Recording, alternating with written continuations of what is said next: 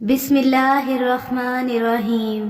شروع اللہ کے پاک نام سے جو بڑا مہربان اور نہایت رحم کرنے والا ہے۔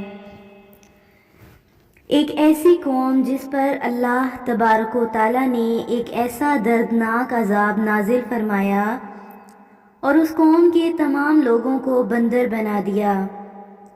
اس قوم کے لوگ کون سا ایسا گناہ کرتے تھے جس کی وجہ سے اللہ تعالیٰ نے ان پر دردناک عذاب نازل فرمایا، اور یہ لوگ بندر بننے کے بعد کتنی دیر زندہ رہے اور پھر ان کو کس قدر دردناک موت آئی۔ جب یہ لوگ بندر بن گئے تو یہ لوگ اپنے عزیز و اقارب کو دیکھ کر کیا کہتے تھے، اور کیا آج کے دور میں پائے جانے والے بندر اسی قوم کی نسل میں سے ہیں؟ ان تمام تر سوالات کے جوابات قرآن و حدیث کی روشنی میں آج کی اس ویڈیو میں ہم آپ کو بتائیں گے، لہٰذا آپ سے گزارش ہے کہ اس ویڈیو کو اینڈ تک ضرور دیکھیے۔ انسانوں کے بندر بننے کی ابتدا حضرت داؤد علیہ السلام کے دور سے ہوئی۔ اس واقعہ کا پس منظر کچھ یوں ہے۔ حضرت داؤد علیہ السلام اور ان کی قوم سمندر کے کنارے ایلا نامی گاؤں میں رہتے تھے، اور ان کی تعداد 70,000 کے قریب تھی۔ یہ قوم بڑی خوشحال تھی اور اللہ کی فرما بردار قوم تھی۔ اس قوم کو اللہ نے بے شمار نعمتوں سے نوازا تھا۔ ہر طرف سرسبز و شاداب باغات اور ہر طرف ہریالی ہی ہریالی تھی، اور اللہ تبارک و تعالیٰ کی بے پناہ کرم نوازی تھی۔ یہ لوگ اپنی زندگی میں بہت خوش تھے۔ حضرت داؤد علیہ السلام کی قوم چونکہ سمندر کے کنارے رہتی تھی تو اللہ کا ان پر یہ خاص کرم تھا کہ سمندر کے اس کنارے پر بے پناہ مچھلیاں آتی تھیں جن کا یہ کاروبار کرتے تھے اور بہت ہی خوشحالی والی زندگی گزارتے تھے۔ جب یہ قوم اللہ کی نعمتوں کی وجہ سے خوشحال ہو گئی تو اللہ کی نافرمانی پر اتر آئی اور طرح طرح کے گناہوں میں مبتلا ہو گئی، اور پھر ایک دن اللہ نے اس قوم کا امتحان لینے کا ارادہ کیا اور حضرت داؤد علیہ السلام کو وحی بھیجی کہ اپنی قوم سے کہہ دیں کہ وہ ہفتے والے دن مچھلی کا شکار کرنا بند کر دیں۔ اس طرح اللہ نے حضرت داؤد علیہ السلام کی قوم پر مچھلیوں کا شکار حرام فرما دیا، اور یہاں سے اس قوم کی بربادی شروع ہو گئی۔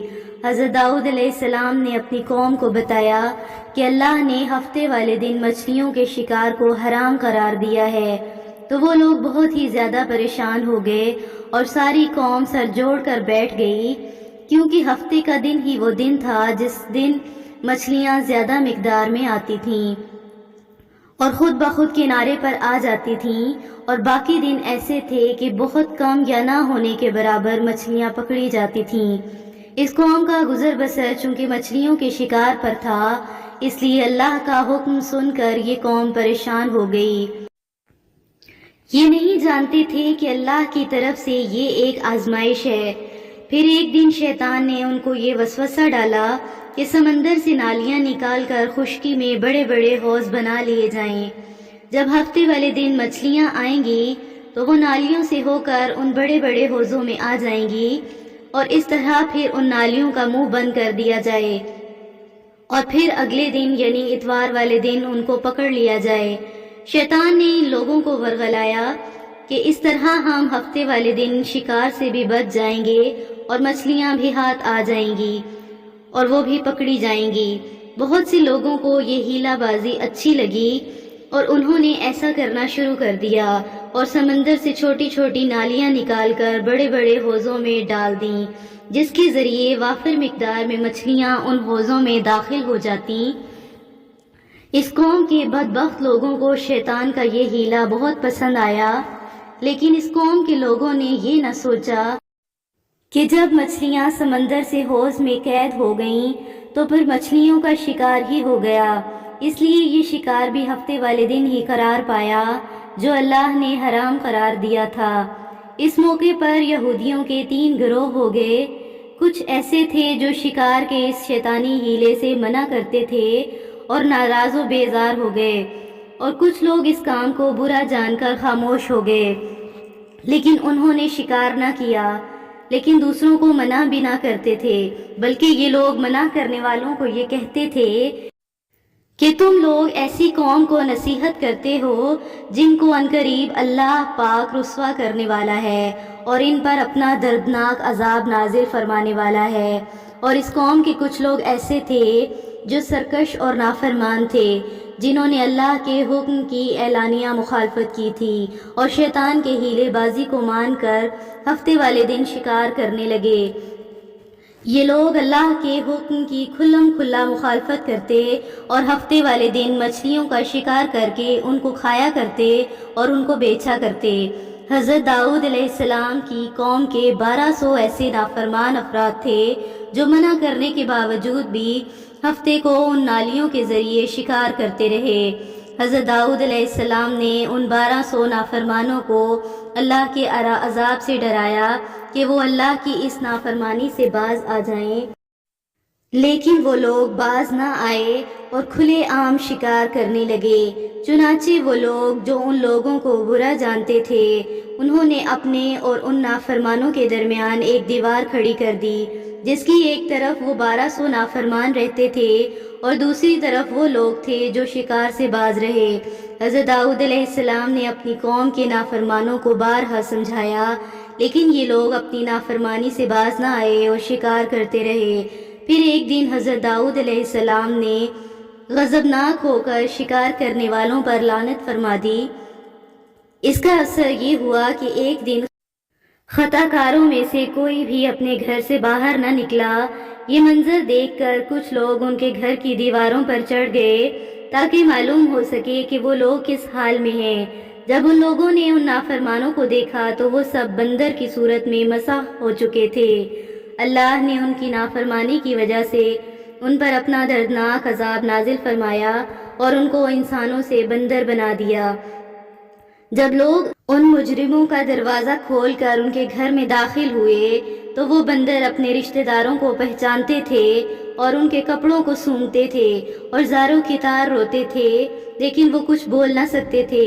اللہ کے ان نافرمان بندر بن جانے والے لوگوں کی تعداد 1200 تھی۔ ان 1200 لوگوں نے اللہ کی نافرمانی کی اور اللہ نے ان کو بندر بنا دیا، جس طرح اللہ سورہ بقرہ میں ارشاد فرماتے ہیں کہ اور بے شک ضرور تمہیں معلوم ہے کہ تم میں کہ وہ جنہوں نے ہفتے میں سرکشی کی تو ہم نے ان سے فرمایا کہ ہو جاؤ بندر دھتکارے ہوئے۔ اس طرح حضرت داؤد علیہ السلام کی قوم کے 1200 نافرمان بندر بن گئے۔ یہ لوگ 3 دن تک زندہ رہے۔ اس دوران یہ نہ کچھ کھا سکتے تھے اور نہ کچھ پی سکتے تھے، بلکہ یوں ہی بھوکے پیاسے سب کے سب ہلاک ہو گئے۔ اور وہ لوگ جو ان نافرمانوں کو اللہ کی نافرمانی سے منع کرتے تھے، اللہ نے ان کو اس عذاب سے بچا کے رکھا، اور وہ لوگ جو اس عذاب کو برا جان کر خاموش رہتے تھے، اللہ نے ان کو اس عذاب سے سلامت رکھا۔ اب بات کرتے ہیں کہ آج کے دور کے بندروں میں سے کیا کوئی بندر ان کی نسل میں موجود ہے؟ اس کے متعلق روایات میں آتا ہے کہ حضرت عبداللہ بن مسعود رضی اللہ تعالیٰ عنہ سے روایت ہے کہ حضور صلی اللہ علیہ وآلہ وسلم سے کسی نے سوال کیا کہ آج کے دور کے بندر کیا حضرت داؤد علیہ السلام کی قوم میں سے ہیں؟ تو حضور صلی اللہ علیہ وآلہ وسلم نے ارشاد فرمایا کہ اللہ جس قوم پر عذاب بھیجتا ہے یا ان کی شکلوں کو مسخ کرتا ہے تو یہ عذاب انہی پر ہوتا ہے جن پر وہ عذاب نازل ہوا تھا، اور اللہ ان لوگوں کو ہلاک کر دیتا ہے اور ان کی آگے نسل نہیں بڑھتی۔ اس لیے یہ بات غلط ہے کہ کچھ لوگ یہ سوچتے ہیں کہ آج کے دور کے بندر حضرت داؤد علیہ السلام کی قوم کے بندر بننے والوں کی نسل میں موجود ہیں۔ اگر یہ ویڈیو آپ کو پسند آئے ہو وہ لوگ ویڈیو کو لائک اور چینل کو سبسکرائب کیجیے۔ اللہ ویڈیوز کے لیے ہمارے چینل کو سبسکرائب کیجیے۔ اللہ حافظ۔